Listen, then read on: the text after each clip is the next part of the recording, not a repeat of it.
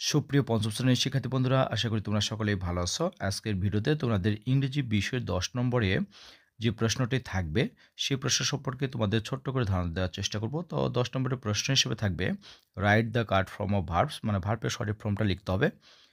তো এটি প্যাসেজ আকারে অথবা 1, 2, 3, 4 নাম্বারিং আকারেও থাকতে পারে।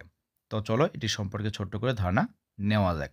তো এখানে দেওয়া আছে 10 নম্বরটা write the correct form verbs, passage আকারে দেওয়া আছে।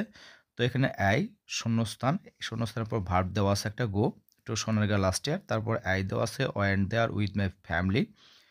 উই শূন্যস্থান টেক দেওয়া আছে ভার্ব হিসেবে টেক। এরপর বাস উই শূন্যস্থান ভার্ব হিসেবে সি দেওয়া আছে the city of Panam. It এখানে শূন্যস্থান ভার্ব হিসেবে বি দেওয়া আছে interesting. We took our own food and শূন্যস্থান দেওয়া আছে হ্যাভ পিকনিক। তাহলে এখানে যে শূন্যস্থানের পর যে ভার্বগুলো দেওয়া আছে সেই ভার্বের সঠিক ফর্মটা আমাদেরকে লিখতে হবে। তো প্রথমে যেটা দেওয়া আছে I go to Sonargaon last ইয়ার, যেহেতু এখানে লাস্ট ইয়ার শব্দটা আছে, এই লাস্ট ইয়ার শব্দটা থাকার কারণে এখানে ভার্বটা হবে পাস্ট টেন্সে। তার মানে গো ভার্ব এর ফর্ম আসবে পাস্ট ফর্মে আসবে।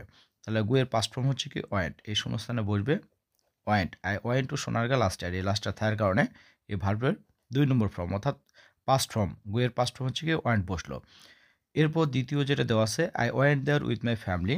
উই এখানে শূন্যস্থানে টেক দেওয়া আছে আর বাস, যেহেতু এই ঘটনাটি পাস্ট ফর্মে তাহলে টেক এখানে আর টেক থাকবে না, টেকের পাস্ট ফর্ম আসবে। টেকের পাস্ট ফর্ম হচ্ছে কি টুক। তাহলে উই টুক বাস। এরপর দেওয়া আছে উই শূন্যস্থান ভার্ব হিসেবে সি দেওয়া আছে দ্য সিটি অফ পানাম। এখানে আসবে সি এর জায়গায় আসবে সি স, তাহলে we saw the city of Panam. এরপর দেওয়া আছে এখানে ইট বি ভার্ব দেওয়া আছে দেন ইন্টারেস্টিং। তো বি ভার্ব বলতে যেটা বোঝায় am is are was were. তো এখানে যেহেতু সম্পূর্ণ ঘটনাটি অতীতে, তার মানে এখানে বসবে হচ্ছে বি ভার্ব হিসেবে ওয়াজ বসবে, তাহলে ইট ওয়াজ ইন্টারেস্টিং।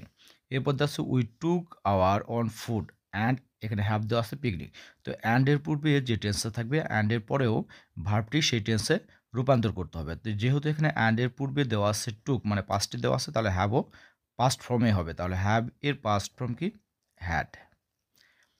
এরপর দ্বিতীয় নম্বরটা দেখে নেওয়া যাক। এখানে নাম্বারিং আকারে দেওয়া আছে। তো 1 নম্বর দেওয়া আছে Laila and Bithi, B verb দেওয়া আছে দেন দেওয়া আছে ফ্রেন্ডস। যেহেতু অ্যান্ড দ্বারা 2টা নাউন যুক্ত আছে, ভিন্ন ভিন্ন নাউন যুক্ত আছে, তাই বি ভার্ব হিসেবে যেটা আসবে সেটি হলো আর, এখানে আর আসবে।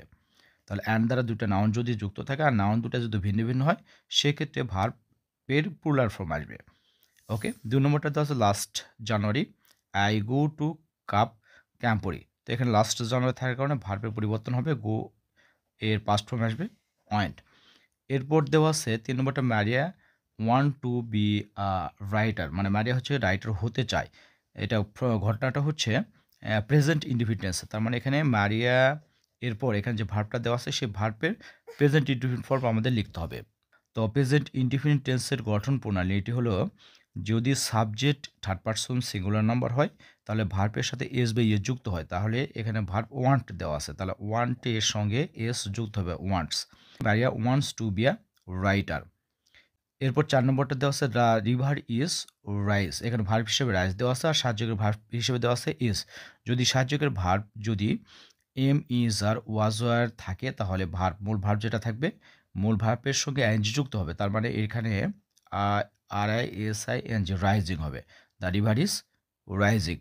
এরপর 5 নম্বরটা দেওয়া আছে we can prepare for natural disaster. Can could shall should এরকম যদি অক্সিলারি ভার্ব থাকে আর মূল ভার্বের কোনো পরিবর্তন হবে না, তার মানে এখানে প্রিপারই থাকবে, তাহলে we can প্রিপার for natural disaster.